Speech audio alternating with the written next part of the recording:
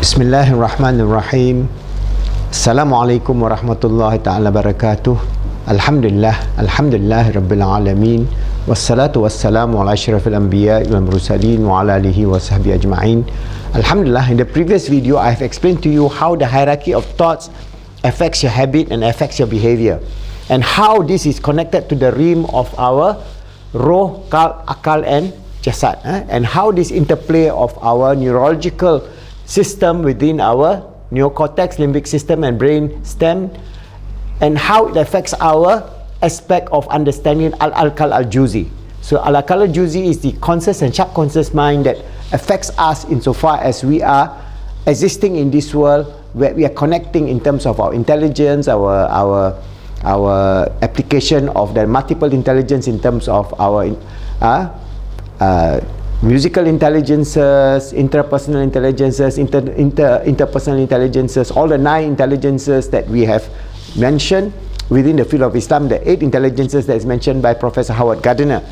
So the whole idea of this manifestation of thoughts, habits and behavior, how does it looks from the perspective of the Islamic metaphysics, which I'm going to give you a little bit more explanation. Alright, because if you understand this, then you understand a little bit of the idea. When we are living in this world, we are living all information from the realm of, at the highest level is the realm of Allah. Allah gives us tawfiq, hidayah, His grace, His mercy, His love. All those are attributive aspect of the asma of Allah, or the sifa of Allah. So from the sifa of Allah, He envelopes His whole universe with His rahmah, with His mercy and compassion. All these are understood by these are all the teachings in which we can understand, from which Rasulullah SAW teaches us, as well as the teaching and from the hadith, and also the teachings of great Imam like Imam Ghazali, and even, for example, our great scholar of the past. So what is important is for us to know that if we are a human being, we have, as mentioned earlier, we have the spiritual, emotional, mental and physical self. That is, now I'm separating it to give you the idea of the FET cycle and TEF cycle. What is FET cycle? From the realm of the macro, we have feelings, emotion and thought. So when Allah gives His tawfiq and hidayah, we have the feelings of tawfiq, we have the feelings of hidayah. So where does that feelings come from? That feeling is not in the brain. That feeling is residing in our roh. That feelings is residing in our qalb. That is and that feelings is residing in our akal. So this is the macro picture from which Allah showers His tawfiq, His hidayah, His love, His mercy, His grace. So that's why from the Islamic perspective, it's not like a physical thing. You have feelings first, then your emotions at your al-aqal juzi is being stimulated, and then you have your thoughts. So actually thoughts comes last. But because modern psychology is atheistic, they always say you must have the other way around. They call it the TEF cycle, thought, emotion, feelings. Alright, for Muslims, our integrated holistic psychology is feeling, emotion, thoughts, feelings coming from the realms of the higher intelligences, from the realms of the tawfiq and the hidayah of Allah subhanahu wa ta'ala. But at the physical level, from our brain, we have thoughts, emotions and feelings. This affects our physical self. So this is the physical self, the P self, that is affecting this. But in reality, it is all combined as one. Okay, so if we understand this, in Islam we have a holistic understanding of the nature of existence, and when we can understand and comprehend this, then we can tap into the gifts of Allah subhanahu wa ta'ala to us. For example, He gives us healing, He gives us equilibrium, balance. So when He gives us all those good gifts of Iman, Islam, Ihsan, good habits, good behavior, good thoughts and so on, it must come back to this same thing. So the T, this is the big T, the big thought from the realm, and this is a small T insofar as a physical aspect is concerned.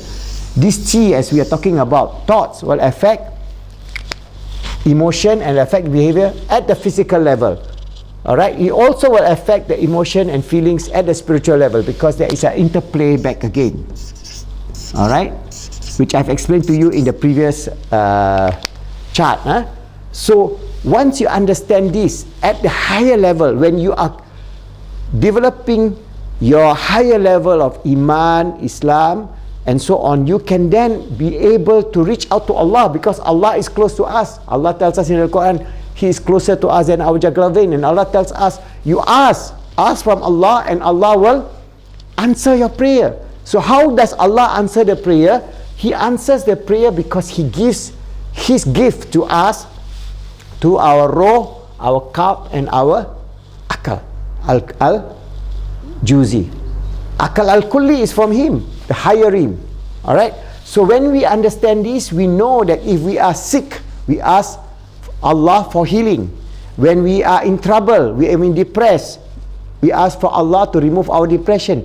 When we have anxiety, we ask Allah to remove our anxiety. So our psychology is so holistic that if you have trouble, you go back to Allah, then you will overcome and you become a new person. So because the SEM can actually control the P.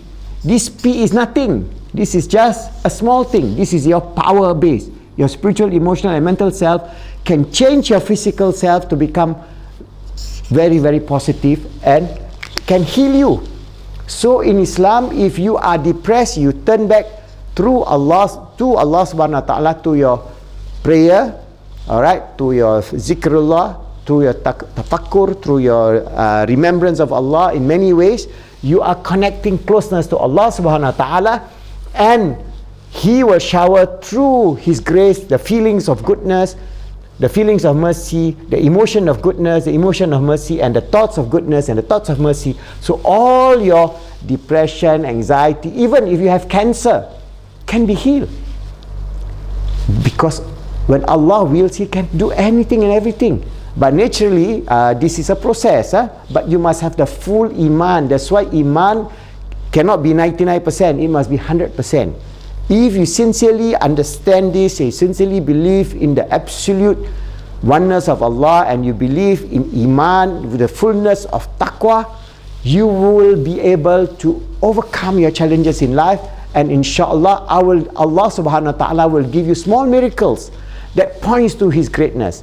Whatever that happen in your life, whatever challenges that you have in your life, whatever difficulties that you have in your life, whatever disease you have in your life, all can be overcome and all can be healed with the grace and the mercy of Allah subhanahu wa ta'ala. So if you understand the FET cycle that I'm trying to tell you, in many of my earlier videos, you go back to the earlier videos, and how this TEF cycle of we understand from the point of view of atheistic or just physical psychology, we can see the beauty of Islam, the depth of Islam, and the power which every single Muslim carry with them. They have the power from the grace of Allah for them to make and transform themselves, to have and become a better person. That means they can have the fullness of being, achieving all the wonderful things that they want in life. For example, having peace, having love, peace, happiness, and success. All right, and all the things that they wish for in this world can all be manifested if they understand that everything and anything that we do comes from Allah, and He will give to ever that He wills.